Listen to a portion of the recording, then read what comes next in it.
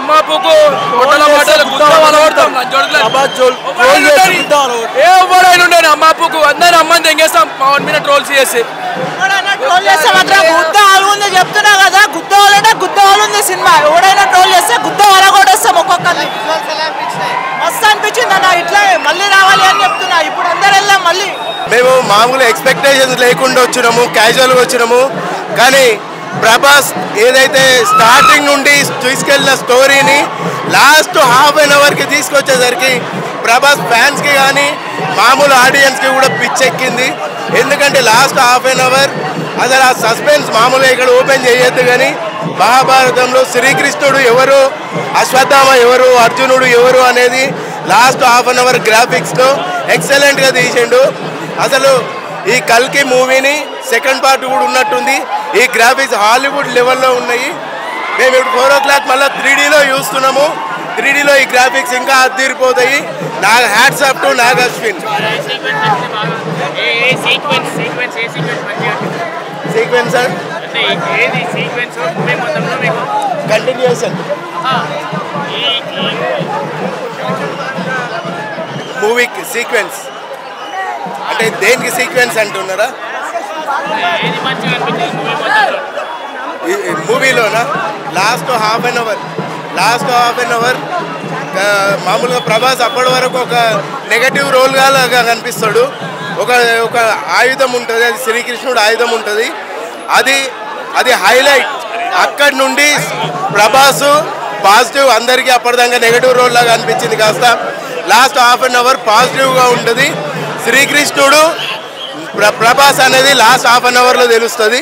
అప్పుడు అసలు ప్రభాస్ ఫ్యాన్స్ అయితే పిచ్చెక్కిపోయింది. Last half an hour graphics కానీ హాలీవుడ్ లెవెల్లో ఉన్నాయి, హాలీవుడ్ లాగా ఉన్నాయి. అవి చాలా బాగున్నాయి. కొంచెం గర్వించేటట్టు చూపించిండనా.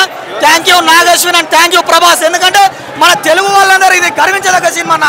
Thank you. నా సినిమా మాత్రం పిచ్చి లేచిపోయింది. ఫస్ట్ హాఫ్ కొంచెం అటు ఇటు ఉంది. సెకండ్ హాఫ్ మాత్రం ఈయన అమితాబ్ బచ్చన్ ప్రభాస్ ఫైట్ ఉందన్న.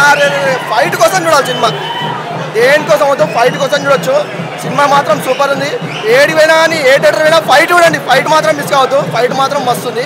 జై జనసేన, జై పవన్ కళ్యాణ్. 100 days మంచి చాలా మంచి రివ్యూస్ వస్తాయి. కొంతమంది స్లో ఉంటుంది అంటున్నారు కానీ స్లో ఏం లేదు. సెకండ్ హాఫ్ మాత్రం చాలా బాగుంది. చాలా మంచి కామియోస్ ఉన్నాయి. చాలా మంది స్టార్ క్యాస్ట్ అందరు వచ్చారు. కెమెరా క్వాలిటీ మాత్రం పీక్స్ ఉండే. అమితాబ్ బచ్చన్, కమల్ హాసన్ ఇంకా మైండ్ బ్లోయింగ్. అమితాబ్ బచ్చన్ చాలాసేపు ఉంటాడు. కెమెరా టైం చాలా బాగుంది. మూవీ చూసి తెలుసుకోండి, స్పాయిలర్స్ అవుతుంది. కానీ చాలా మంది స్టార్ క్యాస్ట్ ఉన్నారు. చాలా బాగుంది మూవీ మాత్రం. Right from the beginning till the end చాలా గ్రిప్పింగ్ ఉంది. చాలా బాగా ఎంజాయ్ చేస్తారు. ఫ్యామిలీతో కూడా చూడొచ్చు. మహాభారతం రెఫరెన్సెస్ చాలా ఉన్నాయి. మహాభారతం రెఫరెన్సెస్ మాత్రం చాలా బాగున్నాయి.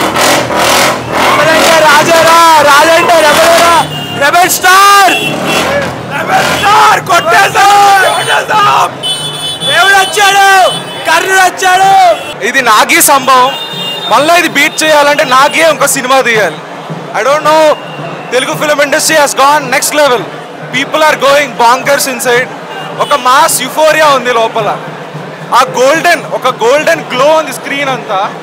మొత్తం visual treat, 3 hours visual treat. Twist ఉన్నాయి.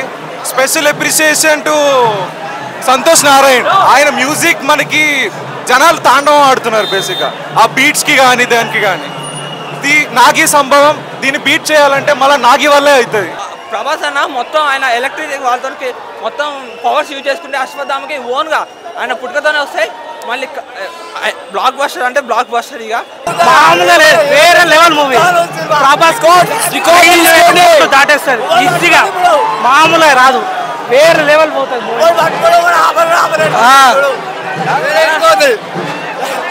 ఎంత ఎక్స్పెక్టేషన్ పెట్టుకున్నా దానికి మించే ఉంది. క్లైమాక్స్ పక్కా చెప్తున్నాను. ఇప్పటి వరకు టాలీవుడ్లో ఎక్కడా రాలేదు. గూస్ బంప్స్ అలా లెగిసి ఉన్నాయి. ఎప్పటికేస్తా మామూలుగా లేదు. బ్లాక్ బస్టర్ మళ్ళీ కొట్టాడు ప్రభాస్ అన్న.